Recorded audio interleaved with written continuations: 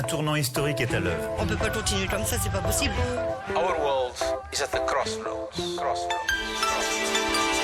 Le citoyen, il veut un avenir pour ses enfants et ses petits-enfants. The eyes of all future generations are upon you. 40% des emplois existants pourraient disparaître dans les 10 ou 15 ans qui viennent.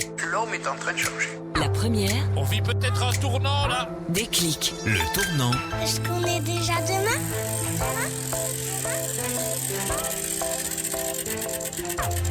Arnaud Ruyssen. Va-t-on dans le mur en matière de première ligne de santé en Wallonie et à Bruxelles ? Chaque Belge pourra-t-il encore trouver demain un médecin généraliste disponible près de chez lui ? Au-delà des polémiques récentes sur le développement de nouveaux masters en médecine, on va s'intéresser à l'enjeu de fond. Jusqu'à quel point manque-t-on aujourd'hui de généralistes ? Quelle sera l'ampleur de la pénurie demain ? Comment expliquer que l'on se trouve face à une telle situation ? Et surtout, quelle solution pour demain si l'on veut prendre le tournant vers une médecine plus préventive, avec une approche en santé beaucoup plus intégrée qu'aujourd'hui ? Eh bien, c'est ce que l'on va prendre le temps d'essayer de comprendre.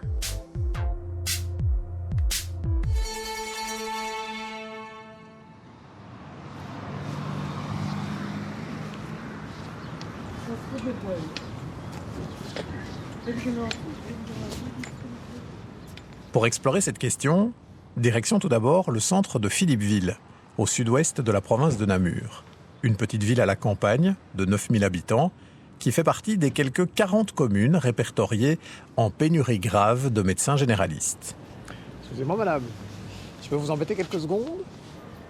En ce mardi 4 avril, froid mais ensoleillé, sur la charmante petite place communale entre la pharmacie, le café de l'Empereur et la maison du peuple, je demande à quelques habitants de Philippeville s'ils constatent, eux, concrètement, cette pénurie de médecins généralistes.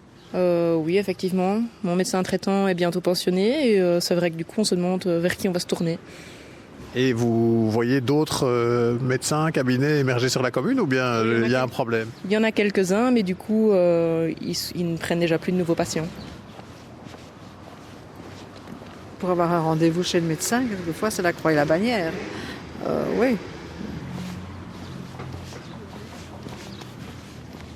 Vous constatez, vous, qu'on manque de médecins généralistes ici ? Ici, il n'y en a pas beaucoup. Hein. Et vous, par exemple, quand vous avez besoin de soins médicaux, vous trouvez... Moi, j'en ai un, je la tiens. Et elle a quel âge ? Elle a 66. Et donc vous craignez qu'elle arrête ? Oui, mais elle pas pour le moment qu'elle a dit. Tant mieux pour vous alors. Merci beaucoup. Oui, Le son de cloche est le même chez tous ceux et celles que j'ai rencontrés en une petite demi-heure de micro-trottoir. L'inquiétude pour l'avenir, un médecin traitant âgé et pas de perspective claire pour la suite une fois qu'il ou elle aura arrêté. Certains essayent d'ailleurs tant bien que mal de déjà prendre les devants pour la suite. Je me suis déjà renseigné, oui. Oui, j'ai déjà un jeune médecin que j'ai inscrit mon enfant, le plus petit, déjà chez lui, pour qu'il ait déjà un pied, pour ne pas non plus que les jeunes médecins qui arrivent soient saturés, qui ne savent plus prendre d'autres personnes. Donc voilà. Merci beaucoup. La crainte, c'est qu'avec le nombre de médecins qui va diminuer dans les années qui viennent, Philippeville prenne des allures de désert médical. Une inquiétude confirmée d'ailleurs par Jean-Christophe, qui est justement infirmier à domicile. Ça devient de plus en plus compliqué pour des nouveaux patients de trouver un médecin. Les médecins disent qu'ils sont débordés, ils refusent. Et donc il y a vraiment de l'inquiétude, vous en tant qu'infirmier, pour la première ligne de soins ici sur Philippeville et dans les environs ? Oui, parce que pour finir, on va se retrouver avec des patients qui ne seront plus soignés. C'est vraiment ça, c'est vraiment pas évident.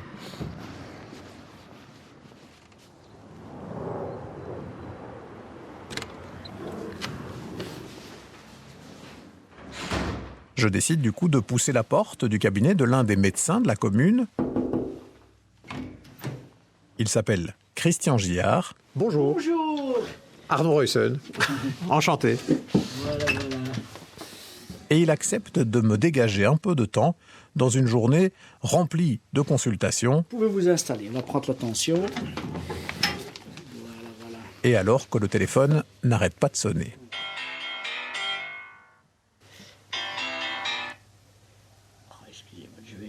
va peut-être débrancher la déviation, parce que sinon, tu le prends sur toi, tu reprends le portable. Ça va ?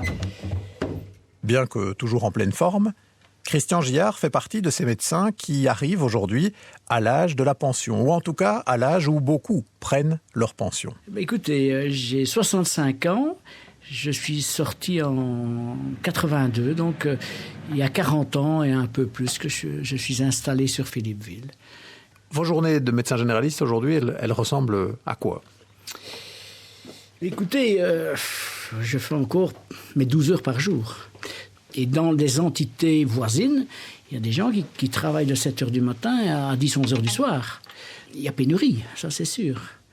Du coup, Christian Giard, même s'il pourrait prendre une retraite plutôt méritée, n'envisage pas aujourd'hui d'arrêter. Si je prends ma pension aujourd'hui, je mets une partie de la population dans des grandes difficultés. Parce que ma patientèle ne pourra pas être prise en charge. J'ai quand même une patientèle qui m'a fait confiance pendant 40 ans. Est-ce que je peux mettre la clé sous le paillasson en sachant qu'ils vont se retrouver peut-être refusés par tel et tel ? Vous savez, la continuité des soins, c'est très important chez nous. Et moi, j'ai des cas qui doivent être suivis régulièrement. Et on a vu que quand 2 collègues ici, confrères, ont pris leur pension, un confrère est décédé du Covid, ça a été un marasme dans la région. Des gens qui pleuraient pour être vus. Humainement, ça n'est pas tolérable. Je ne veux pas que ça arrive pour ma patientèle. Et s'il faut 3, 4, 5 ans pour mettre quelque chose en place, je prendrai le temps, mais en réduisant les heures de travail.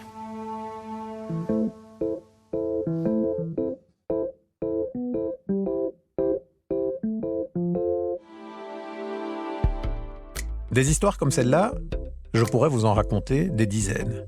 Au fil des contacts pris pour préparer cet épisode, j'en ai récolté des témoignages inquiets, de communes qui ne savent plus quoi faire pour attirer de nouveaux médecins, de médecins âgés qui attendent désespérément une relève pour pouvoir prendre leur retraite. En Wallonie, si l'on se penche sur les derniers chiffres, 132 communes sont considérées comme en pénurie de médecins généralistes, c'est-à-dire plus d'une commune sur 2. Et dans 40 d'entre elles, on parle même, comme à Philippeville, d'une pénurie grave. Si vous regardez cela sur une carte, ce sont surtout des zones rurales, loin des centres urbains, qui sont touchées par la pénurie la plus sévère, principalement la province du Luxembourg et le sud-ouest de la province de Namur. Mais le problème est général. Alors on va tenter de comprendre comment on a pu en arriver là. Première réponse, celle qu'on entend sans doute le plus souvent, si on manque de médecins généralistes aujourd'hui, c'est parce qu'on n'en a pas diplômé suffisamment. C'est ce que me dit d'ailleurs Paul Demunck, il est président du GBO, le principal syndicat de médecins généralistes en Belgique francophone. Le problème vient du fait que pendant des décennies, malgré nos cris d'alarme, on n'a pas pris la mesure qu'il fallait augmenter le nombre de diplômes en médecine générale. Et donc, ce sont des responsabilités partagées, ça a quelque chose à voir avec le numerus clausus, mais pas uniquement, parce qu'à l'intérieur d'un numerus clausus, on peut aussi prendre des mesures pour augmenter le pourcentage de médecins généralistes qu'on forme par rapport à la médecine spécialisée, ce qui n'a, pendant beaucoup trop longtemps, pas été le cas. Aujourd'hui, Dieu merci, on inverse la tendance. On est parti de 25%, 30%. Ça a été très, très lent et très progressif. Et aujourd'hui, on arrive, Dieu merci, à admettre qu'il faut former et qu'il faut diplômer au moins 43% parmi tous les médecins, qu'il faut former au moins 43% de médecins généralistes. Ok. Donc, premier élément du problème, on n'a pas assez diplômé de généralistes ces dernières décennies. Parce qu'on a limité le nombre de médecins d'une part, mais aussi parce que la part de généralistes parmi les médecins diplômés était bien trop réduite. Beaucoup estiment d'ailleurs que le quota de 43% de généralistes aujourd'hui est encore trop bas et qu'il faudrait tendre vers les 50%, voire davantage.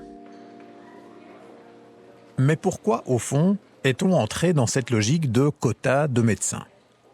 Pour comprendre, il faut rebobiner un peu l'histoire et revenir dans les années 80. C'est ce qu'on va faire en compagnie de François Pearl, anciennement directeur à l'INAMI et aujourd'hui conseiller stratégique chez Solidaris. Il revient pour nous sur l'origine de cette régulation. En Belgique, ça a été l'effet d'une politique qu'on a menée dans les années 80-90, une politique où on a très peu valorisé la médecine générale et beaucoup valorisé l'hôpital. C'est-à-dire qu'il y a eu une espèce de deal qui s'est fait entre les autorités politiques et l'hôpital, c'est-à-dire que les autorités politiques à l'époque ont fermé beaucoup de lits, donc il y a eu le plan de Hahn en 88 qui a fermé beaucoup de lits d'hôpitaux, et donc on a, en échange de l'acceptation sociale de fermer des lits, ce qui était nécessaire parce qu'ils étaient clairement surnuméraires, on a mis vraiment l'hôpital au centre de l'organisation des soins de santé, en tout cas à Bruxelles, en Wallonie, un peu moins en Flandre. Donc ça a été une première tendance qui a vraiment technologisé, le système de santé et lui a fait prendre vraiment une tournure beaucoup plus dérégulée qu'avant, où il y avait une espèce d'autorégulation autour du médecin de famille. Cette figure-là a progressivement disparu, en tout cas à Bruxelles et en Wallonie, et avec l'accès direct notamment aux spécialistes dans les consultations des hôpitaux, ce qui pourrait faire un peu de dévaloriser la médecine générale.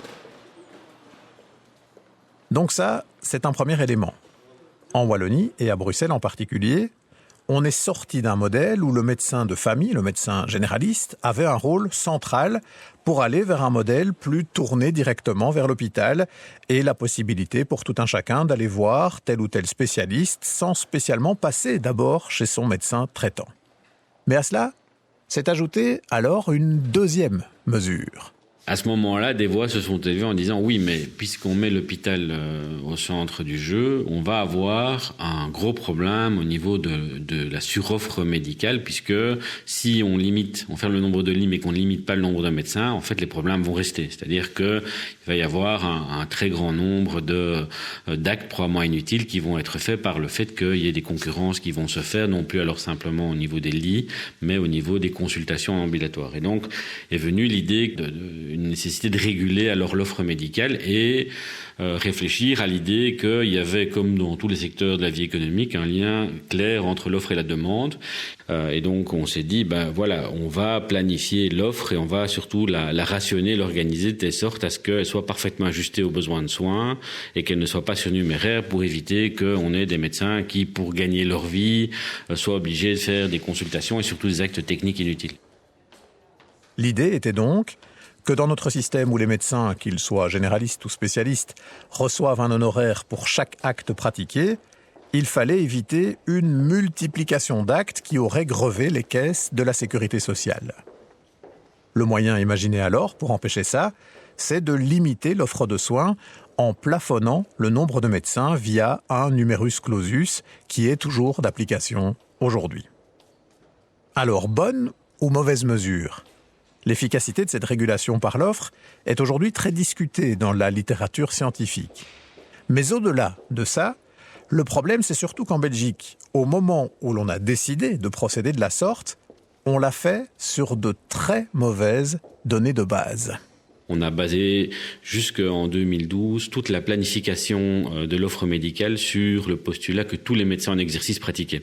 Et donc on avait le fantasme des 40 000 médecins belges. En fait, on s'est rendu compte qu'à peine la moitié avait une pratique complète. Et donc tous les calculs de planification qui ont été faits jusqu'au début des années 2010, je vais dire, sont basés sur le fait qu'il y avait 2 fois plus de médecins pratiquants qu'il y en avait en réalité. Donc tout ça a mené à une situation où on a mal régulé parce qu'en fait on a calculé le nombre de médecins à former sur des bases qui étaient fausses.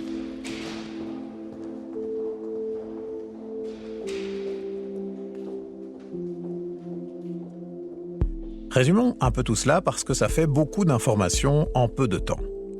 Si l'on est passé d'une situation où il y avait pléthore de médecins généralistes il y a 30-40 ans à une situation où l'on en manque cruellement aujourd'hui, c'est d'abord parce que le médecin généraliste a perdu sa place centrale dans le dispositif de soins au profit d'un accès plus direct des patients à l'hôpital et donc vers les médecins spécialistes. Et puis 2, parce qu'on a régulé l'offre de soins via un numerus clausus, mais où les quotas ont été établis sur de très mauvaises bases, avec pas mal d'idées fausses sur le nombre de médecins réellement en activité. Du coup, on a mis des plafonds beaucoup trop bas, en particulier pour la médecine générale, ce qui oblige ces dernières années à remonter en catastrophe les quotas pour éviter d'aller dans le mur. Et puis, à cela est venu s'ajouter encore un autre phénomène que nous décrit très bien Elisabeth de Grise, la vice-présidente de la Mutualité chrétienne. On assiste dans le monde médical aux mêmes évolutions lourdes que dans le reste de la société sur notre rapport au travail. Je pense que la question de l'équilibre vie privée, vie professionnelle, c'est une vraie question qui vit chez la majorité des citoyens aujourd'hui, encore plus renforcée après la crise du Covid et après le fait d'être souvent resté à la maison, et qui touche aussi les médecins. Et donc aujourd'hui, les médecins ne pratiquent plus comme les médecins pratiquaient dans les années 80 ou dans les années 90. Le médecin de famille qui travaille 80 heures semaine, qui va régulièrement au domicile des patients le soir et le week-end, ça n'existe presque plus. Et c'est pas une critique, c'est un constat. Et donc aujourd'hui, les médecins souhaitent avoir un équilibre vie privée, vie professionnelle correct. Donc ça veut dire travailler jusqu'à 5 heures, 6 heures, 7 heures. Mais ce n'est pas des engagements comme on l'avait dans les années 80. Un deuxième élément qui explique ça, c'est la féminisation de la profession. Et donc on sait bien que, de manière générale, les enjeux équilibre vie privée, vie professionnelle sont souvent plus importants pour les femmes aujourd'hui. De nouveau, c'est pas une critique, c'est un constat. Et donc ceci, c'est un deuxième élément d'explication. Résultat des courses, si l'on compare la situation actuelle avec l'époque où Paul de Muncke, le président du GBO, a commencé sa carrière de médecin il y a 40 ans, époque où il y avait encore pléthore de généralistes, la donne a fondamentalement changé. Moi, j'ai vécu la pléthore. Qu'est-ce qui se passait dans la période de pléthore quand on cherchait à s'installer comme jeune médecin? On allait là où il n'y avait pas de médecin. Et forcément, pour se faire une patientèle et se faire un nom, etc. On allait là où il n'y avait pas de médecin. Aujourd'hui, les jeunes, qu'est-ce qu'ils regardent? Les plus jeunes qui s'installent. Ils vont là, surtout, où il y a suffisamment de médecins pour ne pas être tout de suite surchargés. Et ils se disent, où est-ce que je vais pouvoir m'installer en pouvant préserver ma qualité de vie dans ma famille ou en tout cas dans le cadre de ma vie que je construis en tant que jeune médecin. C'est ça qui a changé. Alors, si vous allez là où il y a déjà beaucoup de médecins, ben forcément, il reste le problème. Là où il n'y a pas de médecins, qu'est-ce qu'on fait? Oui, ça c'est vraiment retourné, en fait, c'est ce que vous nous dites. Avant, on allait dans les endroits où on se disait, là, je suis normalement sûr d'avoir des patients, et maintenant, on essaye d'aller dans des endroits où on se dit, là, je suis sûr de ne pas avoir trop de patients, parce que sinon, je pense que ça va être ingérable. Donc ça, c'est quand même un changement de paradigme. Oui, tout à fait. Il faut se mettre à la place des médecins. Vous savez, c'est très difficile de dire non quand on est médecin généraliste. C'est l'âme de notre métier, d'accueillir dans le cabinet les gens qui estiment que voilà, ils doivent venir vous voir et qui sont prêts à vous faire confiance, cette relation qui est quand même magnifique en médecine générale, et qui se disent, ben voilà, moi j'ai essayé, mais il ne prend plus de nouveaux patients. Donc pour le médecin, c'est dur de dire non, c'est difficile. Vous soignez le papa, et puis vous n'allez pas soigner l'épouse, et puis vous n'allez pas soigner les enfants, ou l'inverse. Enfin bon, c'est compliqué. Et quand un de vos patients vous dit, écoutez, est-ce que vraiment vous n'avez plus une petite place parce que j'ai une amie, un copain, enfin, etc. C'est compliqué de dire non, mais aujourd'hui, tous les médecins, peu ou prou, il y a peut-être des exceptions, mais l'immense majorité des médecins généralistes sont dans cette situation difficile de dire, je suis désolé, mais j'ai mes limites, je ne peux pas les franchir, parce que si je les franchis, je vais commencer à faire du grand n'importe quoi.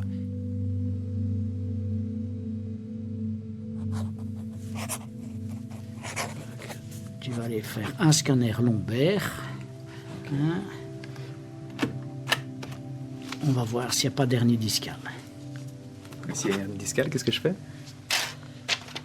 On verra un neurochirurgien. Voilà. Merci.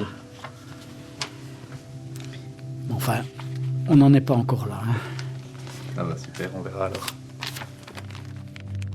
Retournons chez Christian Gillard, notre médecin généraliste de Philippeville, qui confirme ces problèmes de charges de plus en plus lourdes, notamment administratives, mais qui pointe derrière ça un enjeu peut-être encore plus fondamental.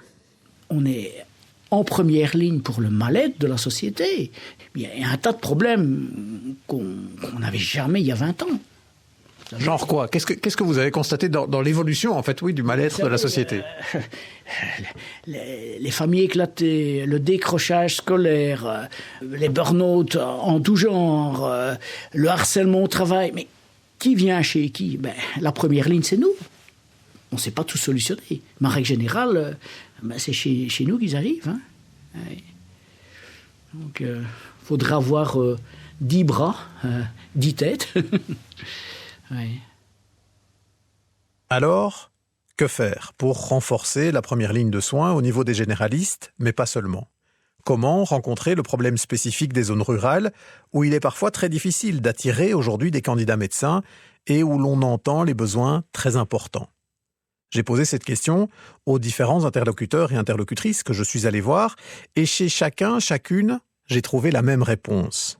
Il faut désormais penser l'offre de soins de manière groupée, en pensant la cohérence et l'interaction entre les différents métiers de la santé sur un territoire. C'est notamment ce que prône Elisabeth de Grise à la Mutualité chrétienne. Nous, on pense qu'une des réflexions qu'on doit vraiment pouvoir mener, c'est effectivement la question de la territorialité des soins. Et on pense qu'on doit pouvoir construire un modèle de soins de santé, donc c'est plus large que juste la question des médecins généralistes, mais on doit pouvoir construire un modèle de soins de santé qui se construit autour des personnes. Et j'ai bien dit personnes, j'ai pas dit que patients, puisque dès lors, si on fait de la prévention, on ne s'adresse pas que à des patients. Donc on pense vraiment qu'à l'échelle très locale, on doit pouvoir construire des lieux de discussion entre tous les acteurs, médecins généralistes, infirmiers, psy de première ligne, mais aussi les mutualités, pour travailler sur ce qu'on appelle des objectifs en matière de santé. Et on doit pouvoir coaliser les acteurs sur des zones. Alors évidemment, si on prend Bruxelles, ce sera à l'échelle d'une commune. Si on prend la région wallonne, ce sera peut-être à une échelle plus petite. Mais l'idée, c'est vraiment de se dire comment est-ce qu'on peut coaliser les acteurs, justement pour créer cette dynamique et donner envie à des médecins de s'investir et de pas non plus avoir le sentiment d'être le seul médecin coincé dans une commune, mais de pouvoir avoir des acteurs avec qui travailler et se sentir en réseau et se sentir investi aussi d'une mission en matière de prévention, d'objectifs en matière de santé. Et puis, à l'échelle de plus ou moins 75 000 habitants, ça fait partie des idées auxquelles nous, on est en train de réfléchir. On doit pouvoir avoir une offre de soins articulée avec une première ligne, certes, mais aussi des hôpitaux, par exemple. Et puis, à l'échelle encore plus importante, 300 000 400 000 habitants, là, on doit avoir des objectifs de santé en matière régionale qui puissent se décliner. Et de cette manière-là, on espère vraiment pouvoir mobiliser l'ensemble des acteurs de santé, et donc des médecins aussi, et dès lors, les inciter, leur donner envie de s'investir sur le terrain dans des zones où il y a moins aujourd'hui d'attractivité. Ça, c'est un premier élément de réponse. Moi, je pense, et je reste vraiment convaincu que c'est pas tellement...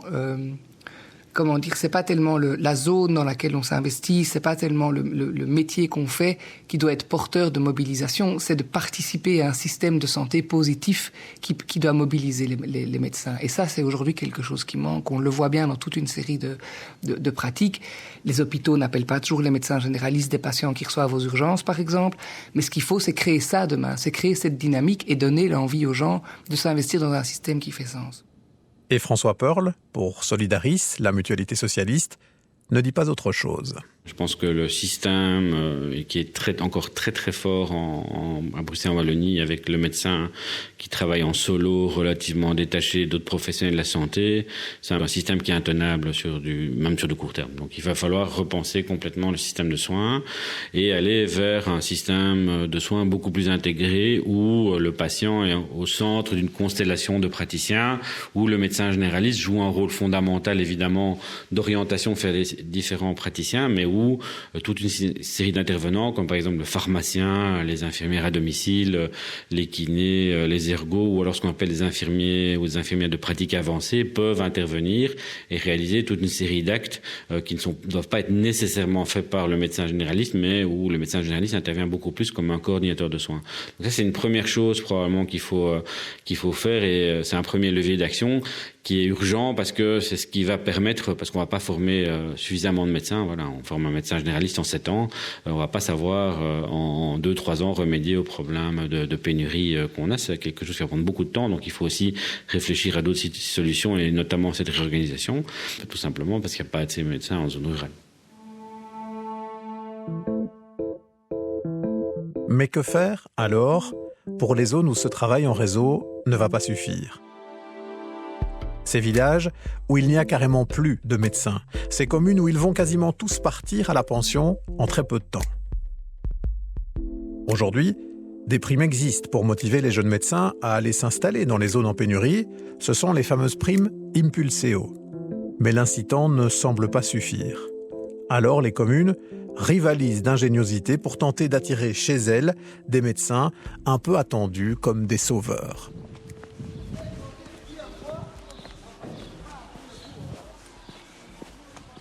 Pour aborder ce problème, je fais quelques kilomètres au départ de Philippeville pour me rendre à Florennes, toujours en province de Namur. J'y ai rendez-vous avec le bourgmestre de la localité, il s'appelle Stéphane Lasso, et lui et ses collègues savent très bien qu'ils risquent de gros problèmes dans les années qui viennent, malgré le fait qu'ils ont en apparence suffisamment de médecins actifs sur la commune.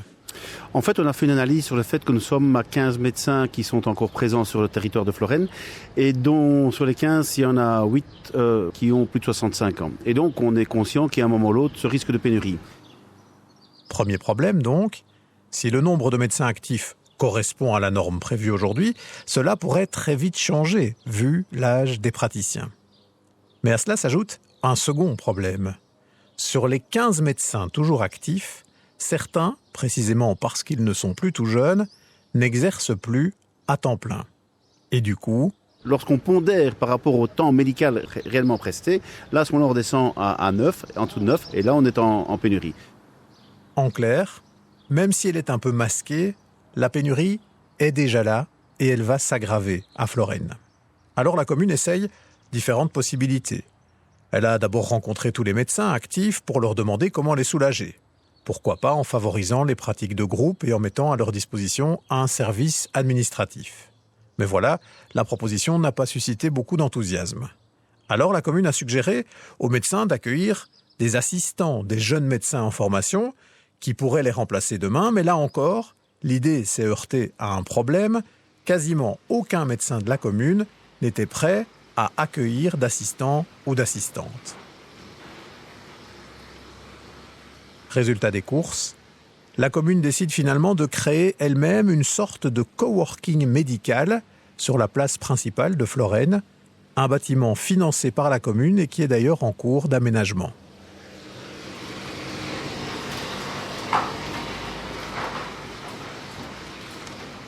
Donc ici, on peut imaginer en fait qu'on va avoir le cabinet médical. La pièce juste à côté, ce sera l'endroit où ce sera l'accueil. Donc comme ça, les patients rentrent ici sur le côté gauche pour se retrouver au niveau de l'accueil. Et puis après, ils seront dirigés en fonction du rendez-vous pris auprès de l'un ou l'autre des médecins qui seront sur place, puisqu'on aura la possibilité d'avoir 3 médecins sur place. L'originalité de la démarche, c'est que comme les généralistes en place à Florennes, à une exception près, ne sont pas prêts à accueillir de jeunes collègues assistants en formation, eh bien c'est la commune qui va créer une sorte de pépinière de médecins. Elle crée elle-même un cabinet qui va pouvoir accueillir 2 médecins assistants et la SSMG, la Société scientifique de médecine générale qui soutient le projet, va elle déléguer un médecin formateur qui va venir dans ce coworking encadrer les aspirants médecins. Mais qui va donc payer tout ça ? Alors ici, le bâtiment qu'on a devant nous, qui est en complète rénovation, a été financé pour la partie du rez-de-chaussée et pour la partie des cabinets par la commune. Et le SSMG, lui, finance tout ce qui est aménagement intérieur du cabinet. Ça veut dire qu'aujourd'hui, pour une commune comme Florennes, pouvoir assurer une couverture médicale de première ligne suffisante pour demain, ça veut dire qu'il faut mettre de l'argent de la commune sur la table. Sinon, on s'en sort plus. Or, c'est pas spécialement prévu dans les budgets communaux. Ça, à la base, c'est pas normalement une mission des communes. Aujourd'hui, il faut faire ça. On doit faire ça si on veut pouvoir répondre à un besoin de couverture de notre population. Donc aujourd'hui, en effet, il y a eu un constat qui a été fait, c'est que même la prime INPULSEO ne suffit pas pour une commune comme Florennes à faire venir des médecins. Donc on a dû prendre le taureau par les cornes, on a trouvé des solutions. Et cette solution, c'est de mettre un bâtiment à disposition. Mais au-delà de ça, mettre un bâtiment à disposition et de se dire on va accueillir des nouveaux médecins existants, formés, c'est pas possible. D'où la nécessité de pouvoir dire d'accompagner des médecins en formation. Et pour éviter que ce nouveau centre, une fois ouvert, soit pris d'assaut par les habitants des communes voisines qui sont elles aussi en pénurie de médecins généralistes, la commune de Florennes a décidé d'inscrire dans les statuts de la SBL qui va gérer ce coworking une priorité aux habitants de la commune de Florennes, une sorte de préférence communale.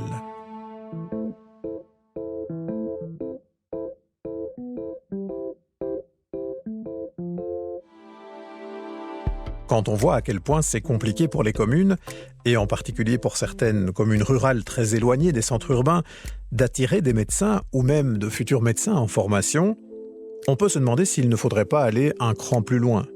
Pourquoi pas, par exemple, assigner des numéros INAMI qui seraient en quelque sorte géolocalisés, qui imposeraient au médecin qui reçoit ce numéro d'exercer précisément dans une région en particulier. Le sujet est sensible. Mais pour certains, comme pour François Pearl de Solidaris, on doit quand même réfléchir tout doucement à cet enjeu. On se rend bien compte que l'incitant financier n'est pas suffisant. Les médecins généralistes peuvent, on voit ça en France d'ailleurs aussi dans les déserts médicaux, ils reçoivent des ponts d'or et c'est pas pour autant qu'ils y vont. Donc il faut un peu se demander si il n'y a pas d'autres dispositifs à inventer. Alors j'aime pas le terme contrainte, mais des dispositifs incitatifs. Il y a des solutions qui sont pratiquées dans d'autres pays où, par exemple, on contingente le nombre de médecins dans certains arrondissements et on essaie alors de rééquilibrer les médecins de ce point de vue-là en fonction des arrondissements. Mais bon, ce sont des propositions qui ne sont pas très populaires auprès des médecins. Et de nouveau, je peux tout à fait les comprendre. Mais il va falloir se pencher sur la question parce qu'on ne va pas pouvoir bricoler très longtemps. Vraiment, c'est urgent. Côté médecin, effectivement, ces approches plus coercitives ne font pas vraiment recette. Mais pour le président du GBO, Paul de Muncq, qui représente donc le principal syndicat de médecins généralistes en Belgique francophone, on ne peut pas ne pas au moins en discuter. Alors, au moins débattre. Donc, ne me faites pas dire ce que j'ai pas dit qu'il faut le faire. Mais au moins débattre de la question de savoir, si on ne fait pas ça, qu'est-ce qu'on peut faire d'autre? Il y a peut-être des solutions transitoires. On peut peut-être dire, dans votre parcours professionnel, peut-être que vous devrez passer par la case d'aller travailler un certain nombre d'années dans une zone en pénurie. Je ne suis personnellement pas un grand défenseur de ça parce qu'on a testé ça sous d'autres latitudes en Afrique et ça ne marche pas. Obliger un médecin à aller là où il n'a pas envie de vivre, ça ne marche pas parce qu'alors vous n'allez pas avoir de la rétention.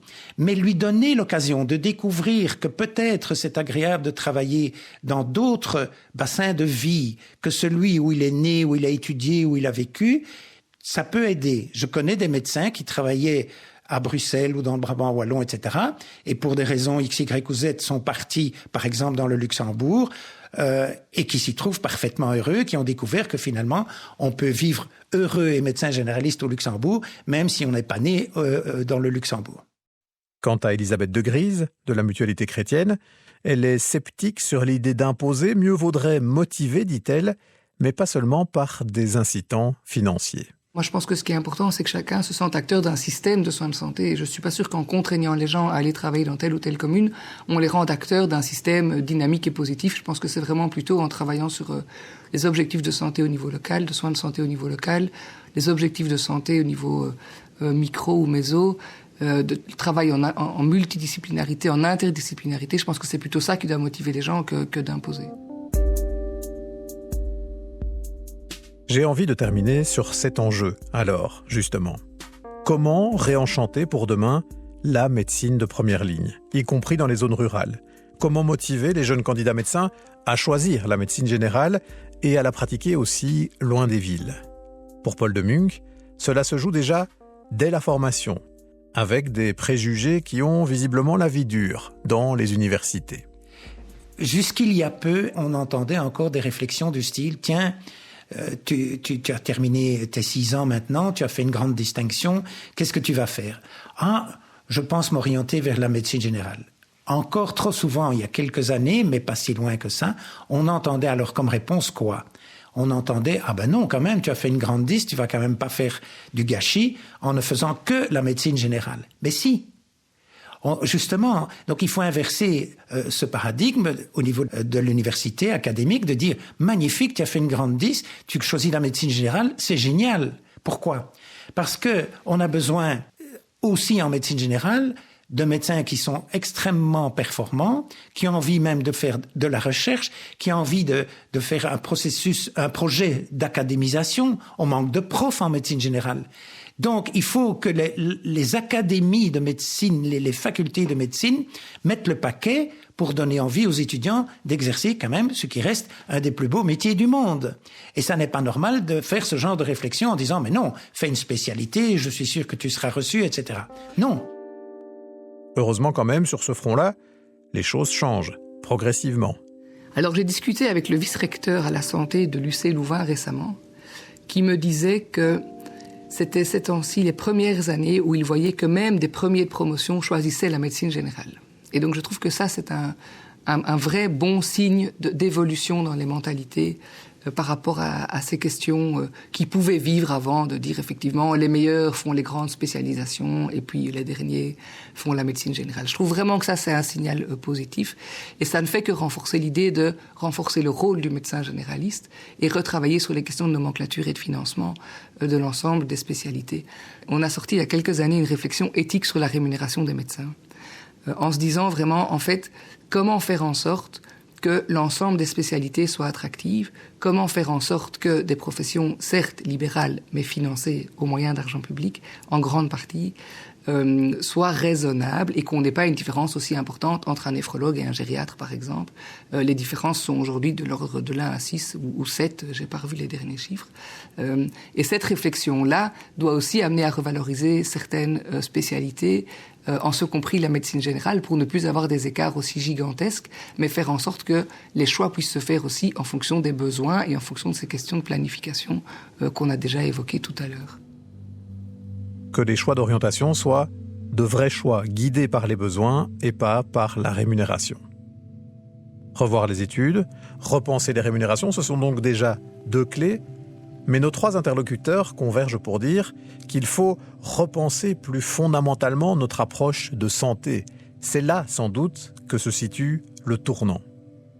Je leur ai demandé à chacun, à chacune, d'imaginer, voire de rêver leur système de santé idéal pour demain. Et déjà, Elisabeth de Grise, ce serait quand demain ? Alors nous, on dit toujours qu'il faut 3 générations pour changer les habitudes, donc ça fait 3 fois 7 ans, donc ça fait 21 ans. Qu'est-ce qui devrait changer selon notre vision et qu'est-ce qu'on aimerait voir changer, c'est que d'abord le système ne soit plus aussi complexe pour les gens aujourd'hui. Si demain chacun peut se dire, tiens, dans mon quartier, je sais que la porte d'entrée en matière de soins de santé, c'est par exemple une telle maison médicale, puisqu'on sait qu'il y a de plus en plus de pratiques de groupe aussi, ou telle maison de la santé, parce que ça pourrait s'appeler comme ça, et je sais que si je pousse la porte, je serai aidé, ça, ce sera déjà une grande victoire. Aujourd'hui, même des gens qui connaissent le système, quand ils sont démunis, et ça nous arrive à tous d'être démunis dans notre vie parce qu'on a tous des événements de santé qui nous rendent démunis face au système, c'est parfois très difficile de trouver la bonne porte. En matière de médecine générale, on l'a évoqué, il y a des médecins qui refusent des patients, la patientèle de beaucoup de maisons médicales est complète et donc on est sur des listes d'attente, donc c'est difficile. En matière de santé mentale, c'est très difficile de trouver son chemin, qu'on va parfois très vite vers des grosses structures sur des listes d'attente, alors qu'il existe parfois des structures plus proches ou plus agiles, mais qui sont moins connues. Et donc si demain déjà chacun pouvait connaître la porte d'entrée du système de soins dans son quartier, ce serait déjà vraiment pour nous un grand pas.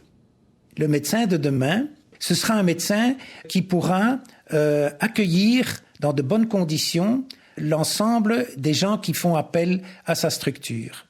Ce sera par exemple un médecin qui pourra dire oui, je peux prendre un nouveau patient. Ce sera un médecin qui pourra dire si j'ai besoin de consacrer une demi-heure, voire plus, à un moment donné, à un patient, je ne suis pas coincé par une logique de rémunération qui m'empêchera de le faire si je veux conserver mes revenus.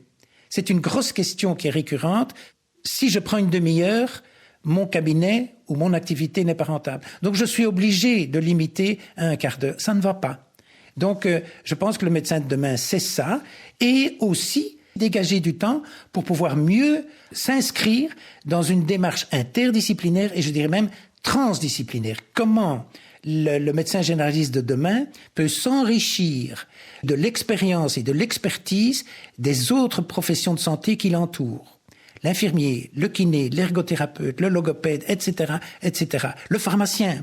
Donc, tout ce monde-là de la première ligne autour du médecin généraliste. Et pourquoi je dis médecin généraliste ? Mais parce que le patient, d'une manière ou d'une autre, finit toujours par arriver chez le médecin généraliste. Il faut bien avoir en face de vous quelqu'un, pas ChatGPT, mais une personne, un homme, une femme, qui, les yeux dans les yeux, peuvent voir avec vous qu'est-ce qu'on peut faire maintenant que tu as ce problème, négocier ce qui est faisable, ce qui n'est pas faisable, faire cette fonction de synthèse, et il faut du temps pour ça, et il faut un autre environnement pluridisciplinaire pour pouvoir faire ça. Et ça, c'est le médecin généraliste de demain.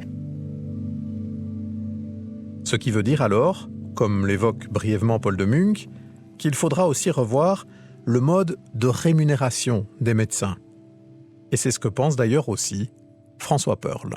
Oui, je pense qu'il faut sortir progressivement d'un système de paiement à l'acte pour qu'il devienne un peu l'exception dans la globalité de la rémunération du médecin. Il faut pouvoir rémunérer le médecin pour le temps qu'il prend pour les patients, le temps de coordination, le temps de participer à des réunions avec d'autres praticiens, d'autres prestataires de soins. Donc il faudrait rémunérer en fait tout le temps qui n'est pas rémunéré pour l'instant pour le médecin généraliste pour faire de la santé publique, tout en évidemment conservant le fait que le métier principal du médecin généraliste, c'est de voir des patients. Donc il ne faut pas transformer le médecin généraliste en responsable administratif, mais il faut mieux valoriser justement toute la partie de formation, de concertation, et donc redonner du temps aussi, c'est redonner un mode de paiement peut-être un peu plus forfaitaire, sans pour autant diminuer le niveau global de la rémunération, mais réaménager complètement ce niveau. Parmi les pistes sur lesquelles convergent aussi un grand nombre d'acteurs, il y a l'idée également de revoir l'étagement des soins. Se dire, comme ça se pratique déjà largement en Flandre, que le médecin doit pouvoir s'appuyer sur du personnel administratif, être épaulé par des infirmiers, infirmières, aides-soignants, leur déléguer certaines tâches afin, justement, de revenir au cœur de son métier. Enfin, un dernier enjeu qui connecte toute cette problématique aux enjeux que nous creusons semaine après semaine dans le tournant, c'est que derrière ce problème des pénuries de médecins généralistes, il y a sans doute aussi tout un débat sur la façon dont nous considérons aujourd'hui les zones rurales. Les questions que les médecins se posent pour voir où ils vont s'installer, c'est « Ok, moi je suis prêt à aller là où je ne suis pas né, où j'ai pas vécu, où j'ai pas étudié, mais est-ce qu'il y a une crèche? Est-ce qu'il y a une école? Est-ce qu'il y a des commerces de proximité? Et est-ce que mon compagnon, ma compagne, mon époux, mon épouse trouvera du boulot ?» Et donc ça pose toute la question que si on ne développe pas des zones où les services sociaux et les services publics se raréfient de plus en plus, les médecins non plus ne seront pas attirés par ces zones-là. Et donc c'est une condition, c'est le développement local de bassins de vie qui pourra aussi être un facteur attractif pour les médecins généralistes. Comme souvent dans cette émission, on voit bien qu'il est difficile de segmenter les enjeux en les traitant en silo. Et essayer de faire du lien entre tout ça pourrait bien être le rôle du journaliste généraliste. Face à une multiplicité de tournants qui se combinent et parfois s'entrecroisent, on a sans doute plus que jamais besoin de dézoomer et de faire du lien entre les enjeux. Allez, c'était Déclic le tournant, un podcast de La Première, avec à la réalisation sonore cette semaine Jonathan Remy, merci à lui. Si vous avez des questions, des remarques et des suggestions, eh bien vous pouvez toujours nous écrire, vous le savez, à l'adresse tournant@rtbf.be. Et surtout, merci d'être fidèle à ce rendez-vous.